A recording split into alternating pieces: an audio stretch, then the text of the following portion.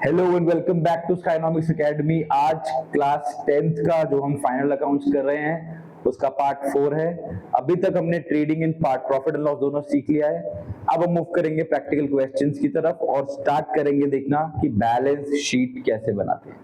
थोड़ा सा डिले करते हैं, पहले क्वेश्चन की तरफ बढ़ने से पहले लेट्स फर्स्ट अंडरस्टैंड कि बैलेंस शीट कैसे बनाते हैं और क्या होती है बैलेंस शीट।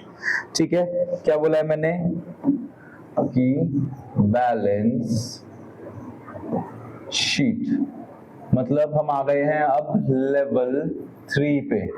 ठीक है, इसी लेवल पे जाने के लिए हम लेवल 1 एंड लेवल 2 करते हैं। लेवल 1 का नाम था ट्रेडिंग, लेवल 2 का नाम था profit and loss, now level 3 का नाम है बैलेंस शीट। जैसे नाम खुद ही कह रहा है कि बैलेंस मतलब क्या है इसका, दैट आइटम्स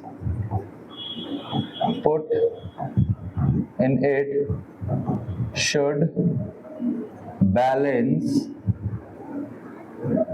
ऑटोमेटिकली। ठीक है, थोड़ी सी रफ लैंग्वेज यूज कर रहा हूं, ऑटोमेटिकली मतलब अपने आप। ठीक है ना, अपने आप आइटम पुट करोगे तो अकॉर्डिंगली अपने आप ही क्या हो जाने चाहिए, मैच हो जाने चाहिए। ठीक है, चलो क्या होती है बैलेंस शीट समझ लेते हैं। Balance sheet is a statement providing information on the firm के assets and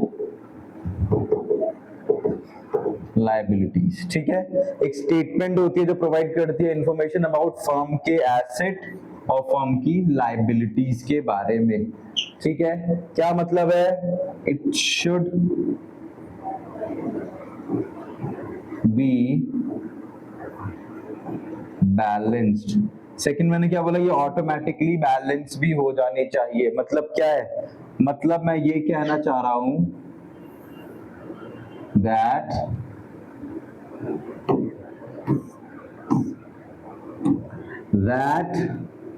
the assets should always be equal to liability।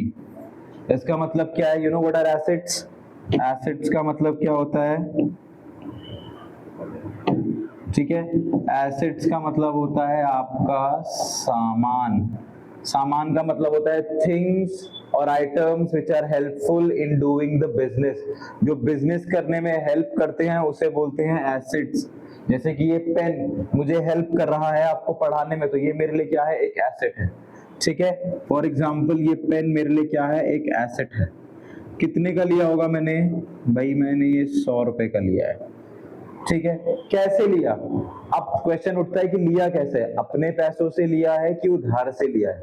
तो अगर मुझे चेक करना है कि मैंने लिया कैसे है तो वो यहां आता है। किधर शो होता है, लायबिलिटी में। तो यहां दिखता है कि भाई मैंने लोन लिया है 50 रुपए का और खुद के डाले हैं 50 रुपए। क्या दोनों साइड बराबर हो गई, इधर भी 100 और 50 और 50, ये भी हो गए आपके 100। मतलब क्या है कि जितने का भी आपके पास एसेट है वो आपने कैसे खरीदा है वो हमेशा दिखना चाहिए लायबिलिटी में। कि अगर मैंने 100 रुपए का सामान खरीदा है तो ये मैंने कैसे खरीदा है, कहां दिखेगा, लायबिलिटी में। कहां दिखेगा, लायबिलिटी में। कहां दिखेगा, लायबिलिटी में। क्लियर हो गया, इजी है, टफ तो नहीं है। एसेट और लायबिलिटी दोनों बराबर होने चाहिए। अगर एसेट में सामान दिखता है तो लायबिलिटी में कैसे लिया है वो पता लग जाता है। ठीक है, आगे बढ़े, चलो अब देखते हैं नेक्स्ट। नेक्स्ट क्या बताना चाह रहा हूं कि items to be put in a balance sheet. क्या क्या चीजें आती हैं बैलेंस शीट में। ठीक है, चलो let's first make the format, है ना, हम पहले फॉर्मेट बनाते हैं। चलो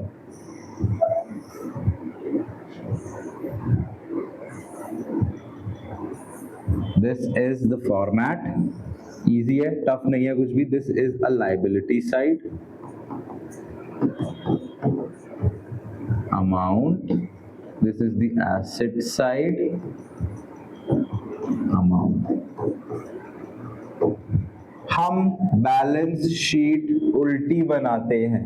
उल्टी का मतलब है, देखो जैसे कि हमने ट्रेडिंग बनाया है तो डेबिट लेफ्ट में, क्रेडिट राइट में, प्रॉफिट एंड लॉस बनाया है डेबिट लेफ्ट में, क्रेडिट राइट में, बट बैलेंस शीट हम उल्टी बनाते हैं, यहाँ पे क्रेडिट लेफ्ट में और डेबिट राइट में होता है। हम ट्राई करते हैं कि हमारे जो पहले उधार है उस पे हम जल्दी फोकस करें रादर कि हम अपने एसेट्स की तरफ फोकस करें, इसलिए our main focus is towards our liabilities. अब हमने एक और चीज पढ़ी थी, इसको बनाने से पहले let's understand one more thing, that is the concept of separate legal existence. Separate legal existence, इसका मतलब क्या है, that a company is separate then its owner. ठीक है, it is created by law and have or has its own mark, और इसका अपना खुद का मार्क होता है, एक अपना खुद का एम्बलम होता है, इसका खुद का एक नाम होता है। ठीक है, कौन बनाता है इसको, सरकार बनाती है, रजिस्ट्रेशन करते हैं हम लोग। क्या होता है, कंपनी सेपरेट होती है किससे, ओनर से, ओनर से अलग होता है, लॉ बनाती है और इसका खुद का मार्क या एम्बलम होता है, तो हम इसको अलग समझते हैं, यानी कि ओनर अलग है और कंपनी अलग है।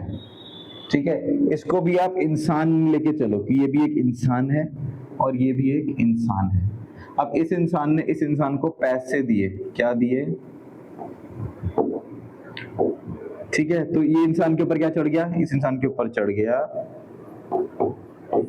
उधार। ठीक है, सेम लॉजिक है, इस इंसान ने इसको पैसे दिए तो इस इंसान के ऊपर क्या चढ़ गया है, उधार। सेम यहां पर है। ठीक है, लायबिलिटीज भी क्या होती है, एक प्रकार की उधार होती है। क्या होती है, उधार होती है। ठीक है, किससे मिलता है उधार, या तो ओनर देगा मुझे या तो मैं बाहर से लूंगा। ठीक है, अगर ओनर देगा तो मैं क्या लिखूंगा, कैपिटल। ठीक है, capital is a liability for the company because capital company की नहीं है, वो ओनर की है, और क्योंकि सेपरेट लीगल एग्जिस्टेंस है, इसका मतलब ओनर अलग है और मैं अलग हूं, मैं मतलब कंपनी। ठीक है, तो मेरा पैसा तो नहीं है, ये तो ओनर का पैसा है, तो मुझे ये पैसा वापस करना पड़ेगा, इसलिए मेरे लिए क्या है, उधार है। और क्या देना पड़ता है, इसमें आपको प्लस करना पड़ता है नेट प्रॉफिट, जो कहां से मिलेगा, जो मिलेगा आपको, कहां से मिलेगा, जो मिलेगा आपको प्रॉफिट एंड लॉस से। प्रॉफिट होगा तो प्लस कर देना, लॉस होगा तो माइनस कर देना। एक और चीज इसमें माइनस होती है जिसको हम बोलते हैं ड्राइंग्स। क्या माइनस होती है, इसके अलावा इसमें एक ड्राइंग्स। क्या होता है drawings, drawings is the money used for personal usage. ठीक है, ये वो पैसा होता है बिजनेस का जो आप पर्सनल काम के लिए यूज करते हो। पर्सनल काम का मतलब क्या है कि मुझे मेरी घर की गाड़ी में तेल डलवाना है तो मैंने पापा के गल्ले से पैसे निकाल लिए, वो क्या है, वो तो बिजनेस का पैसा था, मैं अपने घर की गाड़ी में पेट्रोल डलवा रहा हूँ, that is called a drawing. उससे मेरे धंधे में कोई बरकत नहीं हुई, मेरे धंधे में कोई इंक्रीज या डिक्रीज नहीं हुआ। ठीक है, बट मेरा एक्सपेंस बढ़ गया जिसका कोई लॉजिक नहीं है। बिजनेस से तो कोई खर्चा हुआ ही नहीं, खर्चा तो बाहर हुआ है ना, पर पैसा बिजनेस का लगा है, दैट इज कॉल्ड ड्राइंग्स। ठीक है, when you use the business money for your own good is called drawings। ठीक है, तो दो एडजस्टमेंट आती है इस कैपिटल के अंदर, क्या क्या, एक आपकी आती है नेट प्रॉफिट की, दूसरी आपकी आती है ड्राइंग्स की। नेक्स्ट बढ़ते, और मैं कहां से पैसा लाऊंगा, और पैसा कहां से आएगा, और पैसा आ सकता है मेरा, लोन ले लूं, लोन लूंगा तो भी पैसा आ सकता है, और क्रेडिटर्स, इनको भी मैंने उधार लिया है, इनसे भी मैंने सामान उधार में लिया है या कुछ और चीज उधार में ली है, तो इनको भी पैसे चुकाने हैं। ठीक है ना, creditors are people to whom the company owes money to। इन लोगों को मुझे पैसे देने हैं, अब क्यों देने हैं वो देखना पड़ेगा भाई। ठीक है, पैसे क्यों देने हैं वो देखना पड़ेगा। ठीक है, क्या पता मैंने कोई माल वाल खरीदा हो या कुछ और चीजें खरीदी हो, तो वो क्रेडिटर्स में आता है, जिसकी मैंने पेमेंट नहीं करी। इसके अलावा बिल्स पेबल, वो बिल जो पे करने हैं वो भी क्या है, मेरे लिए उधार है। ठीक है। इसके अलावा कभी कभी आप देखोगे bank over draft. Bank overdraft का मतलब क्या होता है कि बैंक ने मुझे पैसा दिया है, ठीक है, एक टाइप से मुझे ओवर पैसा दिया है, जो मेरे पास था नहीं पैसा वो भी मुझे दे दिया, तो वो मेरे लिए क्या बन जाएगी, एक उधार की लेवल बन जाएगा। कुछ आइटम्स ये हैं, बाकी आइटम जब हम क्वेश्चन की तरफ बढ़ेंगे तब देखेंगे। अब एसेट्स क्या क्या है, क्या क्या सामान आते हैं मेरे पास। ये जो मैंने पैसे इकट्ठा करे हैं, मैंने इसका क्या करा, वो इधर दिखेगा, ठीक है। क्या करा मैंने, वो किधर दिखेगा, वो इधर दिखेगा, किधर, इधर दिखेगा। जैसे कि क्या पता कि मैंने जमीन ले ली हो, या मैंने कोई बिल्डिंग बना ली हो, ठीक है, लैंड और बिल्डिंग खरीद ली इन पैसों से, या मैंने कोई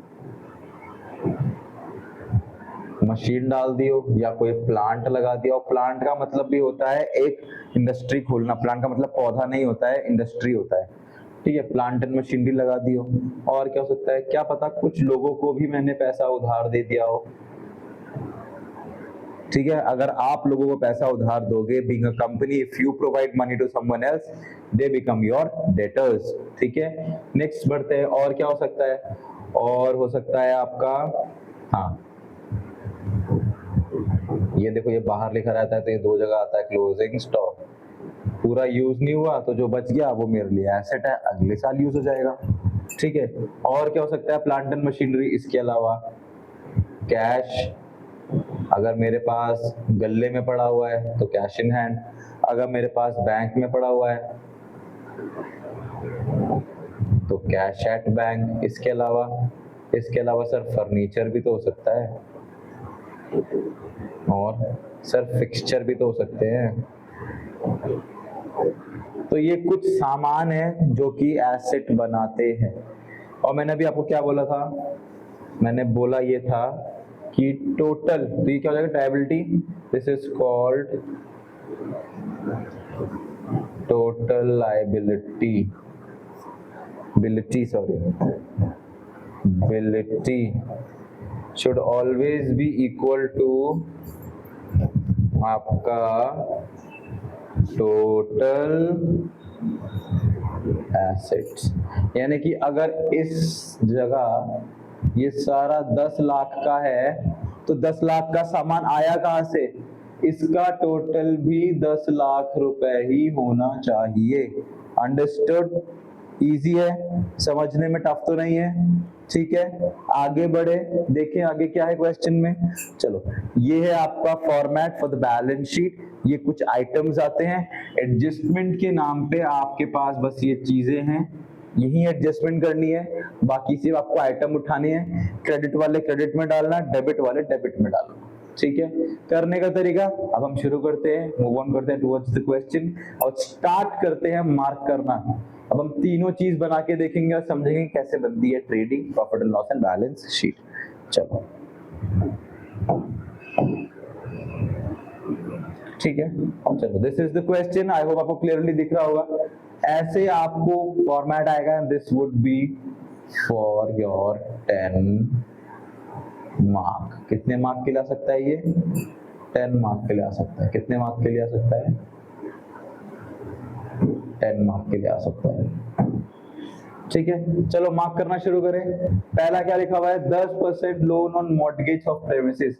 साफ वर्ड आ गया भाई, लोन, सॉरी क्लियर वर्ड आ गया भाई, लोन। लोन उधार कहां जाएगा सर, बैलेंस शीट में जाएगा। नेक्स्ट मशीन, अरे सर ये भी तो बैलेंस शीट में जाएगा, पर किस साइड जाएगा, डेबिट साइड जाएगा। Debtors and creditors, debtors debit में, क्रेडिटर्स क्रेडिट में, ये भी कहां जाएगा सर, बैलेंस शीट में जाएगा। लूज टूल्स, टूल्स सामान, ये भी कहां जाएगा सर, ये भी बैलेंस शीट में जाएगा, ठीक है। Premises, owner, build and mortgage, मेरे खुद की बिल्डिंग, ये भी कहां जाएगी, ये भी बैलेंस शीट में जाएगी। प्रेमिसेस का मतलब बिल्डिंग ही होता है, पर्यायवाची है बिल्डिंग का premises. Capital invested and cash withdrawn, देखो ये कैश ड्रॉन मतलब ड्रॉइंग्स, ठीक है। क्या है ये है आपकी ड्रॉइंग्स, ठीक है, कैपिटल इन्वेस्टेड कितना, 1 लाख रुपए लगाया और 4,000 रुपए निकाला, ये भी कहाँ जाएगा, बैलेंस शीट में जाएगा। ठीक है, कैश ड्रॉन का मतलब है पैसे निकालना। नेक्स्ट ओपनिंग स्टॉक 1 अप्रैल 2018, आप याद रखना। देखो financial year, this is called financial year, जो कि स्टार्ट होता है आपका 1 अप्रैल 2000 समथिंग, ठीक है ना, जो भी 10 साल होगा वहां से, और ये एंड होता है 31 मार्च को, और यू कैन राइट 04। ठीक है, यहाँ पे डेट रखी है जनवरी और क्लोजिंग की डेट दी रखी है इसमें। ठीक है, द ईयर एंड डेट देखो यहाँ पे उन्होंने बदल दिया, यहाँ पे उन्होंने दे दिया कैलेंडर ईयर 31 दिसंबर। फाइनेंशियल ईयर शुरू होता है अप्रैल से, खत्म होता है मार्च में। दूसरा जो आता है that is called your calendar year. Which year, which year, your calendar year. Calendar year जो हम लोग यूज करते हैं वो शुरू होता है 1 जनवरी से और खत्म होता है 31 दिसंबर पे। मोस्टली जो हम बिजनेस में यूज करते हैं, maximum time we use the financial year. Which year, financial year वाला ही हम लोग यूज करते हैं। ठीक है, क्लियर है, समझ आया? आई होप समझ आया होगा। आगे तरफ करते हैं और क्वेश्चंस को करते हैं। ठीक है, चलो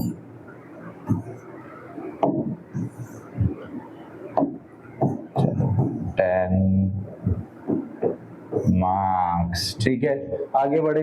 चलो, this is my opening stock, माल है, बिजनेस में यूज होगा तो ट्रेडिंग में जाएगा। नेक्स्ट, सेल्स अगेंस्ट कैश, मैंने बेचा है, ट्रेडिंग से ही तो बेचूंगा जब बाल बनेगा तो। सेल अगेंस्ट क्रेडिट अलग अलग दिया हुआ है, पर हमें तो सेल्स से मतलब है, चाहे मैंने कैश में बेचा, मैंने उधार में बेचा, बेचा तो है ना, ये भी कहा जाएगा आपका ट्रेडिंग में। सैलरीज, तनख्वाह किसको मिलती है? Salaries will be given to the people who works in a indirect business और indirectly related to the business. मतलब इनडायरेक्ट का मतलब क्या हो गया? Profit and loss. कहाँ जाएगा ये? प्रॉफिट एंड लॉस में। तनख्वाह उनको मिलती है जो डायरेक्ट काम नहीं करते, जो काम में हेल्प करते हैं। जैसे कि एक सेल्समैन, ये टीवी मैंने तो नहीं बनाई है ना, पर मैं इसको बेचूं तो मुझे क्या मिलेगी? मुझे मिलेगी सैलरी। क्या मिलेगी? सैलरी। तो उसका हो गया प्रॉफिट एंड लॉस। जो डायरेक्ट काम करता है उसे मिलती है दिहाड़ी, या जिसको मैं बोलता हूँ वेजेस। तो ये कहाँ जाएगा? ट्रेडिंग में। कहाँ जाएगा? ट्रेडिंग में जाएगा। अगला वर्ड है कैरियज आउटवर्ड। याद रखना, आउट। किसी भी वर्ड में, कैरियज में आप आउट सुनोगे, फ्रेट आउटवर्ड, कैरियज आउटवर्ड, ठीक है। और आपका एक्सपोर्ट, ये सब बाहर जा रहा है, आउट हो रहा है, आपके पास आ नहीं रहा है, जा रहा है। तो कौन सा माल आप भेजोगे? जाएगा। भाई मैं एक बिजनेसमैन हूं तो मैं बना के भेजूंगा ना, मैं जो भी निकालूंगा अपने पास तो बना के जाएगा ना, यानी कि बना के जाना।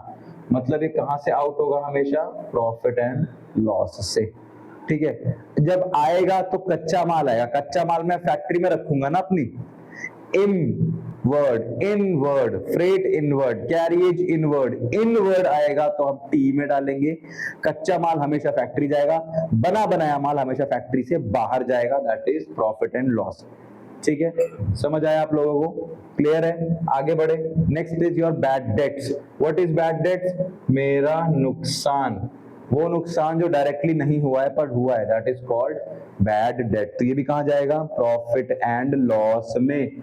नेक्स्ट, रॉयल्टी, डायरेक्ट एक्सपेंस, यहां पे उन्होंने साफ लिख दिया डायरेक्ट है तो कहां जाएगा भाई सर? टी में जाएगा। कहां जाएगा? टी में जाएगा। Next, cash and bank balance, cash और बैंक बैलेंस मेरे लिए पैसा है, balance sheet, asset. Next, rent पे कर दिया, खर्चा, डायरेक्ट तो नहीं है ना, तो प्रॉफिट एंड लॉस। कमीशन मिली भी है और दी भी है, वो डायरेक्ट तो नहीं है, प्रॉफिट एंड लॉस। परचेज, माल खरीदा है, खरीदूंगा तो मैं हमेशा कच्चा ही माल, तो ये कहां जाएगा? ट्रेडिंग में। Next, rate and taxes, rates and taxes, ये भी कहां जाएगा आपका? सॉरी, प्रॉफिट एंड लॉस में, सॉरी कंफ्यूजिंग हो गया, let me just remake it, this will be in profit and loss. Next, छोटे मोटे खर्चे भी कहाँ जाएंगे आपके प्रॉफिट एंड लॉस में। अब आया बाहर लिखा हुआ सामान। देखो बाहर लिखा हुआ सामान, जो भी चीज बाहर लिखी होती है वो मिनिमम 2 जगह जाती है, कम से कम 2 खातों में, मैक्सिमम 3 खातों में, क्योंकि 3 ही तो बनते हैं, trading, profit and loss and balance sheet, और कम से कम 2 जगह जाएगी। तो ये देखो इस चार्ट में तो नहीं है, इस चार्ट के तो बाहर लिखा हुआ है, तो ये 2 जगह जाएगी। कहाँ जाएगी? 2 जगह जाएगी। एक तो ये जाएगा ट्रेडिंग में, दूसरा ये जाएगा बैलेंस शीट में। क्यों? क्योंकि क्या बताना चाह रहा है कि भाई क्लोजिंग स्टॉक, माल जब खत्म हुआ तभी भी 50,000 का माल बचा हुआ है, तो ट्रेडिंग में, फैक्ट्री में यूज करने के लिए डाला था, फिर भी माल बच गया, तो ट्रेडिंग में भी दिखाना है, और बच गया तो अगले साल यूज होगा, तो मेरे लिए एसेट भी है, तो 50,000 रुपए का बैलेंस शीट में भी दिखाना है। बेसिक से याद रखना, सिर्फ क्लोजिंग स्टॉक की ही एडजस्टमेंट आती है। एक टी में जाएगा और दूसरा जाएगा बी में। क्लियर है? ठीक है, चलो यही ट्राई करता हूं कि आपके सामने ही ये बना दूं ताकि क्लियरली बन जाए। ठीक है, let me try. Trading account, ठीक है, मुश्किल है यहाँ बनना, है ना, यहाँ थोड़ा टफ हो जाएगा, चलो कोई नहीं, let's make it on the next page, then let's move on to the next page and we will make it here. चलो लेट्स मेक अ ट्रेडिंग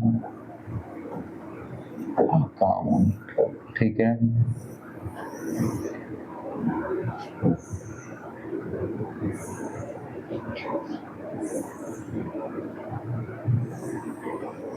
चलो दिस इज माय पर्टिकुलर,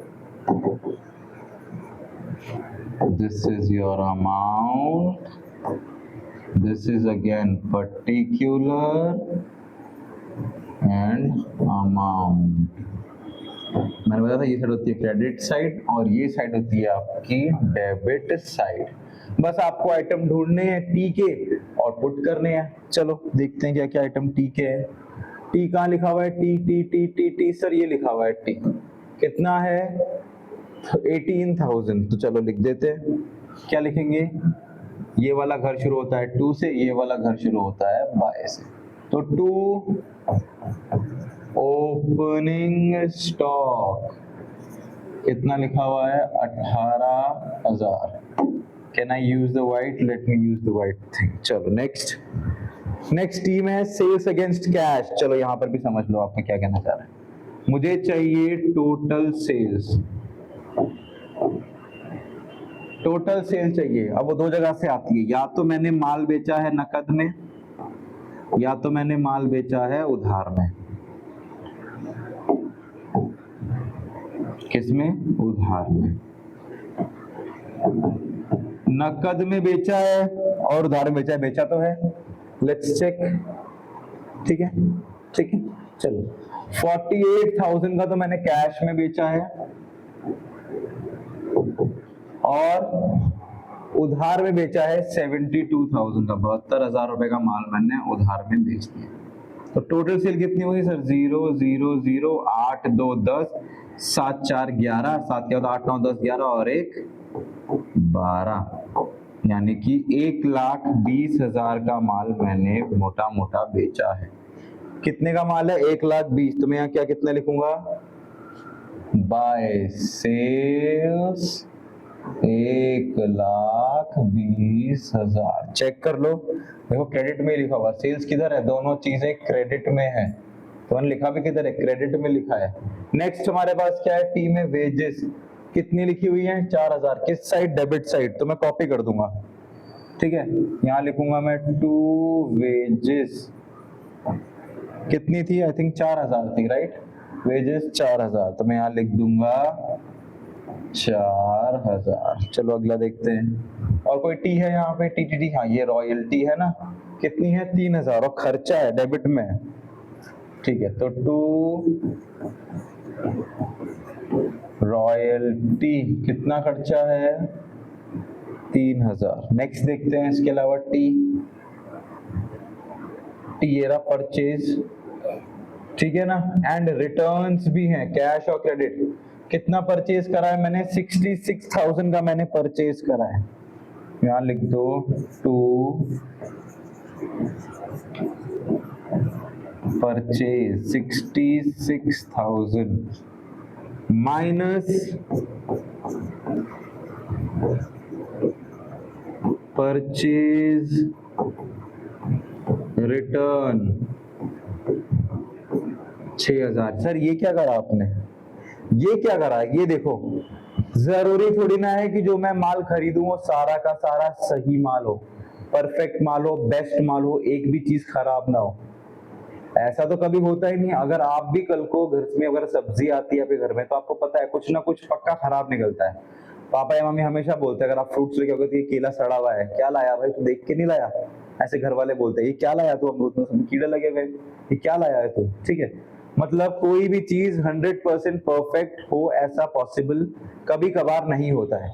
तो जब मैंने माल खरीदा, कितने का माल खरीदा मैंने? जब परचेज करा 66 का, तो रिटर्न भी करा 6,000 का। मतलब 6,000 रुपए का माल खराब निकला तो मैंने वापस कर दिया, ठीक है। क्या मतलब है? तो सर 6,000 रुपए का माल हटा दो, तो मैंने कितने का माल खरीदा है? सर आपने सिर्फ 60,000 का ही माल खरीदा है। कोई डाउट कोई होना तो नहीं चाहिए, ठीक है।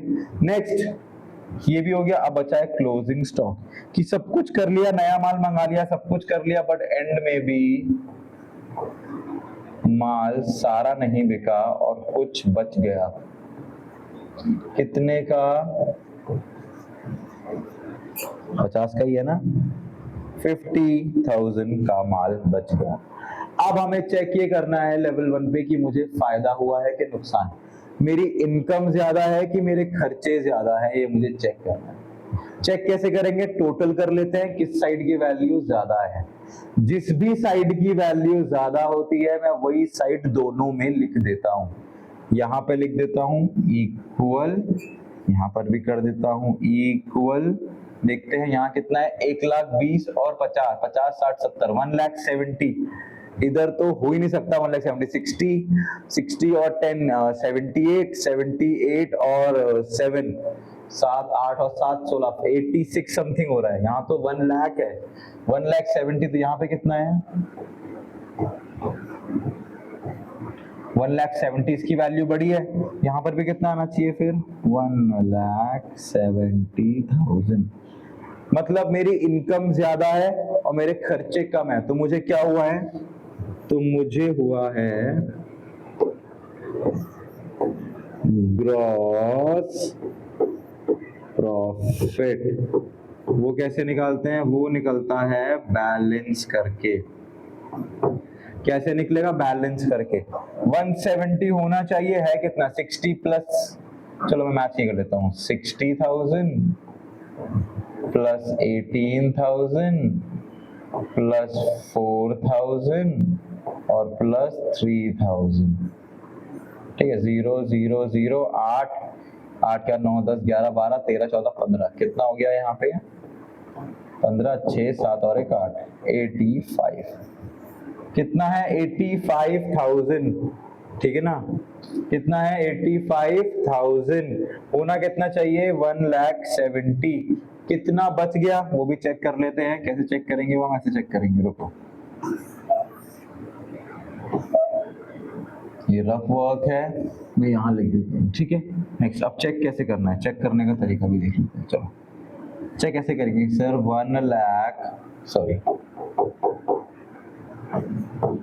70,000 माइनस 85,000, ये मेरी इनकम है और ये मेरा खर्चा है। देखते हैं कितना पैसे बचते हैं। 0 0 0, इसने इसको दिया, इसके पास बचे 6, इसने इसको दिया, ये बचा 8 और 5, 85। कितना बचा? बैलेंसिंग फिगर भी कितनी आ रही है? 85,000। कितनी आ रही है भाई? 85,000, ठीक है, ठीक है। ये हो गया आपका ग्रॉस प्रॉफिट। ठीक है, प्रॉफिट क्यों है? क्योंकि मेरी इनकम ज्यादा थी, क्रेडिट में ज्यादा पैसा है, डेबिट में कम पैसा है, तो जिस भी साइड की वैल्यू ज्यादा होती है वो मैं लिख देता हूं, तो मैंने वो लिख दी। ठीक है, क्लियर है, समझ आया आपको? चलो मूव ऑन करें नेक्स्ट की तरफ। चलो नेक्स्ट की तरफ मूव ऑन करते हैं। चलो अब हम बनाते हैं प्रॉफिट एंड लॉस। क्या बनाते हैं?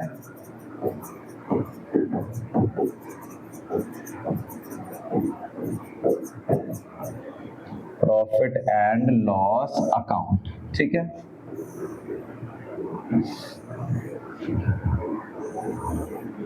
This is level 2। ये क्या है आपका? लेवल 2।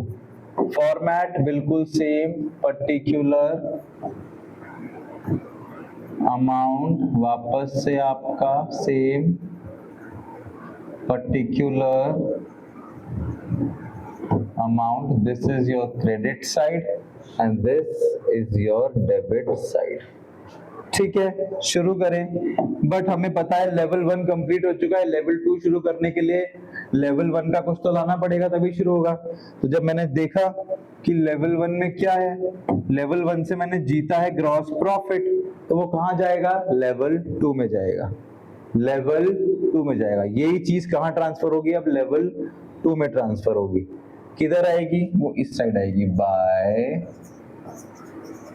Gross profit. कितना है? 85,000। सर ये लेफ्ट में था, आपने राइट में क्यों लिखा? देखो लॉजिक ये है कि वो क्लोजिंग बैलेंस था और ये नई चीज का ओपनिंग बैलेंस है। ठीक है ना? अगर ये समझ नहीं आ रहा है तो एक चीज याद रखो, कोई भी सेम चीज अगर एक लेवल से दूसरे लेवल पे जाएगी, सेम चीज, यही था ना ग्रॉस प्रॉफिट लिखा हुआ था, तो अगर वही चीज किसी और जगह में जाएगी तो हमेशा ऑपोजिट में जाएगी, साथ में नहीं बैठेगी। वो लेफ्ट में था, यहाँ राइट में। कोई चीज राइट में होगी तो अगले बार अगर वही चीज उठ के जाएगी तो वो जाएगी लेफ्ट में। ठीक है, इसलिए मैंने ग्रॉस प्रॉफिट लेफ्ट से उठाया और राइट में डाला। अब आइटम्स चेक करते हैं और आगे बढ़ते हैं। Let's check on the items. ठीक है, क्या क्या आइटम्स हैं? पी के आइटम्स हमारे पास है। सैलरीज कितनी है? 10,000 की सैलरीज है हमारे पास। कितने की है? तो 2 सैलरीज 10,000। और देख लेते हैं आइटम्स क्या है हमारे पास। और ये हो गया हमारा पी। नेक्स्ट क्या है हमारे पास? Carriage out. किधर है? डेबिट में ही लिखा हुआ है 2,000। मुझे दिमाग लगाना ही नहीं है, मैं सीधा कॉपी करूंगा। क्या लिखा हुआ है? 2 कैरिएज आउट। कुछ भी होगा तो पी से होगा। 2,000। ठीक है, कितना? Carriage out 2,000। बैड डेट्स भी पी में है, 500। किधर है? डेबिट में। बैड डेट्स तो 2 बैड डेट्स, ये भी कितना है? 500। ठीक है, नेक्स्ट हमारे पास क्या है? पी में पी ये पी हो गया, ये वाला पी भी हो गया, और ये रेंट पेड किधर है? डेबिट में। तो लिख देते हैं डेबिट में रेंट पेड। 2 रेंट पेड कितना था भाई? मैंने अमाउंट तो देखी नहीं। Rent paid 5,000। कितना है? 5,000। ठीक है, और देखते हैं और क्या आइटम्स हैं इसमें। अरे कमीशन भी है। अब सर कमीशन तो दोनों में लिखा हुआ है, तो दोनों में लिखा हुआ है तो दोनों में लिख देते हैं। ठीक है ना? यहाँ लिख देते हैं 2 कमीशन, यहाँ लिख देते हैं बाय कमीशन। ठीक है, डेबिट वाली डेबिट में, क्रेडिट वाली क्रेडिट में। इसको बोलते हैं कमीशन मिलना, और ये होता है कमीशन देना। ठीक है, चलो चेक करते हैं कितनी कितनी कमीशन है। 400 और 500। 400 दी है, 500 मिली है। 400 दिए और 500 मिली है। और कुछ भी आइटम है? Let's see. Rates and taxes 3,000। Miscellaneous खर्चे 6,000। Rates and taxes 3,000। So sorry, rates and taxes और छोटे मोटे खर्चे, सो सॉरी 6000। ठीक है, चेक करते हैं और कोई खर्चा तो नहीं है, नहीं, और सारे पी हमारे कंप्लीट हो गए, कोई पी छूटा तो नहीं है, और पिज्जा डन। बस हमें वापस से वही स्टेप लगाना है, ज्यादा है कि कम है, सॉरी, टैली कर लेते हैं दोनों साइड। चलो देखते हैं, यहाँ आ रहा है 85,500, यहाँ पे देख सकते हैं 10,000, 12,000, देखो यहाँ प्लस कर लेते हैं, कोई टेंशन नहीं है sir. 10,000 plus 2,000 plus 5,000, 6 3 9 9,000, sorry this is 9,000, this is 5 plus 4 900।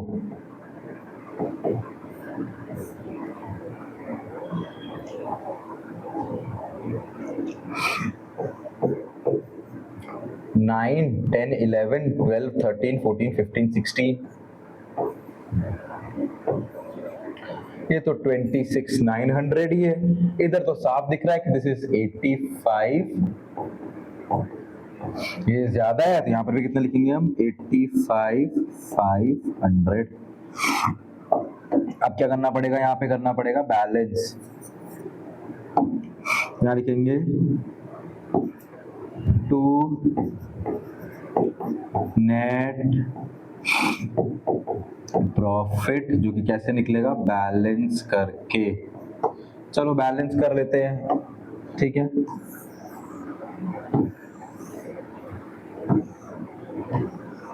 ठीक है,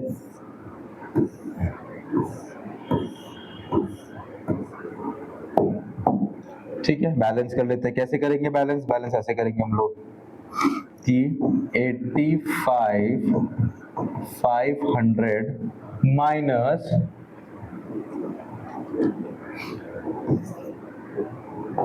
26,900, 0 0 इसको दिया, इसके पास बचे 4, 15 में से 9 जाएगा तो बचेगा 6, इसके पास बचेगा 7 में से 2 जाएगा तो कितना बचेगा, 4 नहीं 5, 14 में से कितना बचेगा, 6 6 12 7 8 8 6 14, कितना बचा ये, 58,600। कितना आया ये, दिस इज 58,600, 58,600। आई होप मेरी मैथ बिल्कुल सही होगी, ठीक है। दिस इज 58,600, ये हो गया आपका प्रॉफिट एंड लॉस, ठीक है। नेक्स्ट जो हमारी बची है वो है बैलेंस शीट, वो हम अब नेक्स्ट टाइम करेंगे, ठीक है। Will do the balance sheet the next time, और एक और क्वेश्चन हम कवर अप करेंगे नेक्स्ट टाइम। आई होप ये 2 चीजें आज आपको समझ आई हो। मैं आपके साथ माइंड में ज्यादा चीजें क्लटर नहीं करना चाहता हूँ, ये बहुत क्लियर मैंने आपको समझाने का ट्राई करा है। बस चीजें आपको मार्क करनी है और डालनी है, डेबिट वाली डेबिट में, क्रेडिट वाली क्रेडिट में, जो डेबिट और क्रेडिट दोनों में, वो डेबिट वाली डेबिट में, क्रेडिट वाली क्रेडिट में डाल देना, कोई टेंशन वाली बात नहीं है, ठीक है। नेक्स्ट जब हम मिलेंगे तो हम पहले रिटर्न्स के बारे में थोड़ा सा देखेंगे कि रिटर्न्स क्या होता है, और बैलेंस शीट को पूरा करेंगे, ठीक है। I hope you like the video. If you like the video, keep liking, keep subscribing to Scanomics Academy. I'll see you soon. Thank you.